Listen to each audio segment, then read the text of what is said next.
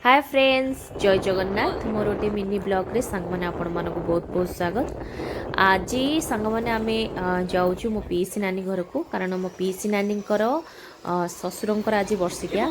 तो आज मो भाई मु आ मो पुओ मिसिकी जाऊँ। सेठी पहुँचला खाଇବା पीवा एकदम स्टार्ट हो जाता।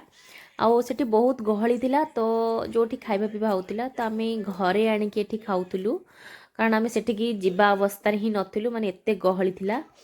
तो एठी खाई साला पर एठी समस्त पूरा व्यस्त, माने बहुत व्यस्त। जानते व्यस्त काम तो केमती व्यस्त थे लोक। तापर एठी मो भौणी आ पीसी नानी माने खाली खाली डालमा को घाटिकी माने दबारे व्यस्त।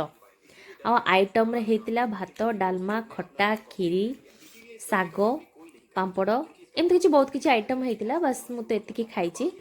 आउ सांग मैंने आपण मानक जदि ए वीडियोटा भल लगे तो सब्सक्राइब करेंगे। एटी देखो मो भिणई भाई एटी पूरा चुप होगी बस माने मन दुखरे।